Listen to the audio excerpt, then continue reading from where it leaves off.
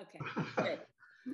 Yeah, so our mission is to awaken faith communities to address addiction, and so that's our mission, and we are trying to be interfaith and inclusive. And so we have a rabbi on our board, and so we're trying to say, this isn't about spreading a religion; it's about spreading information about a disease that's killing a whole lot of people right now, and that it isn't just about substance abuse disorder, because addiction impacts every life to some degree. In our faith community, we say at the beginning of worship, the prayer of confession is, God, we confess we're in bondage to sin and cannot free ourselves. What is that but a confession of addiction? To say, God, I keep saying and thinking and doing things that I know are not okay, and I can't seem to stop, and I need your help with it, to forgive me and to renew me. And so really, this whole struggle with addiction is so synonymous with the whole spiritual struggle of our lives, of every life. And so for us to be sending out spiritual leaders without core competencies in understanding addiction seems insane to those of us in recovery, because we're like going, how can you understand human nature if you don't understand how addiction works in somebody's life, and if you don't even recognize it in yourself? And so what we're doing is trying to say, this is real. It's killing a lot of people. So we're creating urgency around it and saying, what inspired me to do this was a vision that, came from God, I think. But I was at a meeting at University of Minnesota. All the state leaders and legislators were there, the governor, the senators, and then all the treatment professionals were there. And they were talking about the opioid crisis and what could be done about it. And Amy Klobuchar got up and gave a powerful speech about everything that they're doing is actually making the problem worse. She said, what we can do as legislators and as police is we can change the laws for how people get these drugs, how doctors can prescribe them, blah, blah, blah. And so we've taken measures to make it harder for people to get opioids. And so now those people who need those opioids can't get them. They're buying them on the street, and that whole drug supply is tainted and dangerous, and that's where it's killing people. And then COVID hits, and whatever crisis we were in before has been multiplied tenfold. I mean, because drinking has gone way up, every kind of addiction, every measure of addiction has gone up. And so we're coming out of COVID with this mental health and addiction crisis that's just as bad as COVID or worse, really, because it's not killing just vulnerable people, it's killing bright young people with big futures, potential. Before they, anyway, I went back to the FRLC and said, because we were sort of contemplating creating a lay version of the Fellowship of Recovering Lutheran Clergy and putting together a fellowship of lay Lutherans in recovery. And I just said, what we should be doing is educating faith communities. And they were behind that. And that's when I tried out that first conference, and it was a huge success. And so after the two conferences were successful and I struck out to develop this ministry, I just had this vision that every faith community ought to be doing something, even if it's a small something, even if it's just a brochure saying, here's what addiction is, and we're a place that cares about your struggle or whatever. So we have been amazing, the people that have gotten on board with me. I have Tim King, who's the author of Addiction Nation. It's just a stellar book. He's this incredibly smart guy, and he's on our board because he got addicted because he was in the hospital for a pancreatic problem that put him on opioids for a long time, and he just got really dependent. And he's written a book called Addiction Nation. It says what the addiction crisis reveals about us, and basically talks about all the ways that our country is caught up in its addiction crisis. So he's on the board. I've got a UCC pastor named Al Sharp, and he leads a group called Clergy for a New Drug Policy. His big thing is saying our approach to the drugs is really misguided. It's not based on science. It's not based on anything but stigma. Says we throw people in jail for a health issue primarily. That's just crazy. And we need to change that, but we're stuck. We've got the war on drugs, which is actually making it worse. The war on drugs. I've got a number of clergy on the board, and they're all just raring to go and trying to figure out how do we change this story in our world, in our culture, in our society.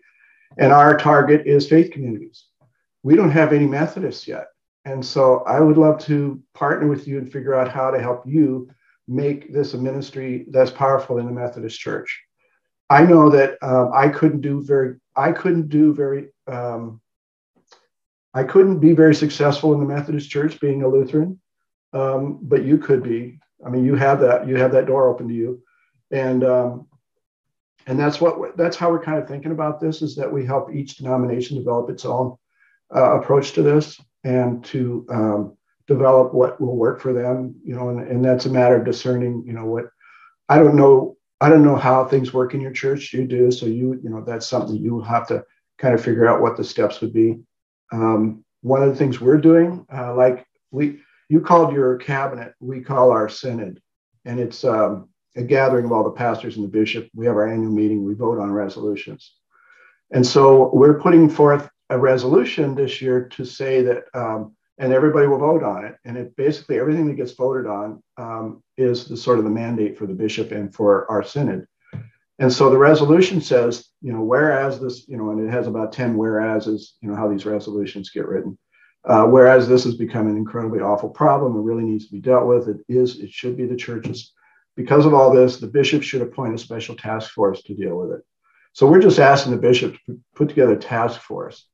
And once we do that, we sort of authorized and mandated the church in our synod to do something. And that's one way we get it into the church, is to get it into a resolution and get the church to say, oh, we have to do something. What do we do?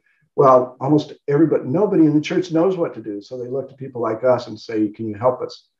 And so you would be that person for your church body to help them, figure out what are some things they can do. And so anyway, what churches need to know, it's not hard to make the case for churches to, if you can stand up and talk about this problem, churches will almost all agree, yeah, we should be doing something.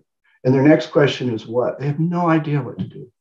And so that's our job, is to help them to know what some of the things are to do, and be a resource to the faith community. And so we have core competency training for pastors. If pastors ought to have some core competencies so they can recognize it and know how to refer it. We're working with Mental Health Connect to develop community navigators so that pastors don't have to become really expert in where the resources are or what the issues are. They just need to know when to send somebody to the navigator. And so somebody comes in with an addiction issue. Rarely does an addict come to me, as even when people know I'm in recovery, the addicts still don't come to me. They avoid pastors that they're using. But their loved ones come to me and say, what do I do? Right? That's who we get. Yep. And so pastors should know what to do. And it's just too much information for a pastor to learn because they already have too much in their heads as it is, especially now with COVID. I can't imagine being a pastor through COVID. That must have been just draining as hell. But if you have a community navigator that all the churches in the community can take advantage of, you just call that person, they'll take them by the hand, they'll figure out what their need is, whether it's mental health or addiction, and they'll get them to the many resources in the community. Resources are incredible. There's so many hands out there waiting to help, but most pastors don't know about them. I didn't even know how many were until I started doing this more full time, but there's a lot of people doing good work out there. And anyway, so I'm just starting to unpack a whole list of things that could be done. But I would love to help you develop that job description for your situation, because if we get that started there, then other areas are going to want that. They're going to say, "What are you guys doing over there?" And then they're going to call on you and say, "Will you come over and help us get this going?" Right? That's my hope. That's my dream. That's my And just think about what that would do to the church if we could get recovering people sharing their stories in churches. I mean, that would be transformative, wouldn't it? It would. One of the reasons why the church is dying is because we don't speak the language that people speak out there. And if we could somehow integrate, recovery with our Christian faith, it's the same thing. It's exactly the same thing. I know. But if we could just not use churchy words, people would understand what it is that we're trying to do. Yep. And churches have become places where people put on a show of how well they're doing, and it's not a safe place to talk about. Yeah, and that's where we are with one of our core values as an organization is theological humility. We don't pretend to think we know God or who God is or how God works. We just know that we believe there's a God, and this God loves us, and that wants us to share our struggles. I mean, but when we say our core value is theological humility, that means we come to the table saying, I don't presume to know the truth, but here's what I do believe, and here's why I believe it. And I'd love to hear what you believe and why you believe it. So it's the kind of sharing you hear in 12-step meetings. It's not me telling you what you're supposed to do, but and I think then we experience God when everybody's like that. Yeah, me too. Yeah, I'm feeling something here. So we have a group. We meet once a month to talk about the ministry, and there's we call the advisory team, and it's just a place where we talk about what's going on with the Center of Addiction and Faith, and we talk through everything. Just says, should we be doing this? Should we be doing that? What about this? What about that? But I'd love to have you be a part of that. We don't have a Methodist. We need a Methodist. Thank you. Yes, yeah. I would okay. love. Right. The things that occur as I'm talking to you is, and maybe this could be a pitch that you make to your organization, is that, and I've talked to the Lutherans about this, and the bishops are a little bit, I'll tell you about that. So one of the things I thought of was, because of Zoom, everybody's had to learn how to use Zoom. So everybody meets comfortably on Zoom, and you can have all kinds of, I told you, like this webinar you're coming to tomorrow, we have, we're approaching 400 registrations. Wow. 400, I know, from everywhere across the country. And we're still relatively new. So it's just amazing to me that I parish pastor for 25 years. I never had 400 people show up to any class I did. It was always the same 6 people, right? Right. Yeah, so it's exciting to be a part of something that's actually, feels like it's big and growing. So I have this idea that because of Zoom, not only have we learned to meet like this, and we can form all kinds of new community now and opportunities to educate. I mean, we can bring in really smart people into our churches in rural places now. I mean, a professor from college can come to rural Nebraska and be a part of the class. I mean, and that's really easy to do, and it doesn't cost a lot of money, and it's really enriching. And anyway, so we can do all kinds of stuff. But I also know that people have learned to worship on Zoom. And I know a lot of those people that have learned to enjoy going to worship on Zoom are not going to be coming back to church. They like it. They like being in their living room and taking communion with their family and being in their pajamas, eating cereal, listening to their sermon. I mean, I'm an introvert. I don't like going to church. I like consuming it on TV. That's great. I'm actually going to more church now than I did before because I can go to different people's churches, right?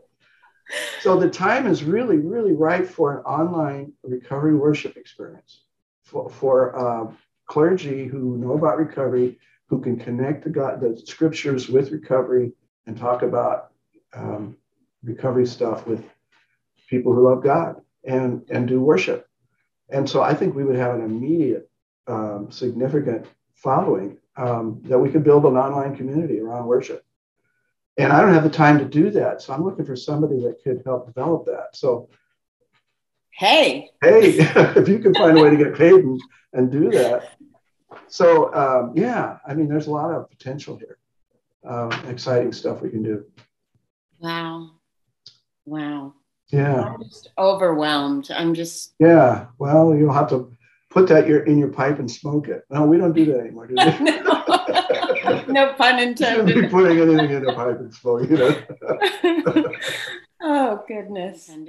Yeah. And I'll be thinking about everything that you've said. And I would really like to develop a relationship with you so that we can work together. Good. Well, and I would like to develop ministries or be a resource to ministries in your denomination.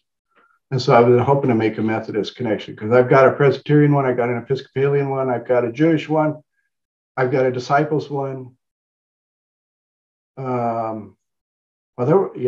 Anyway, I'm collecting denominations.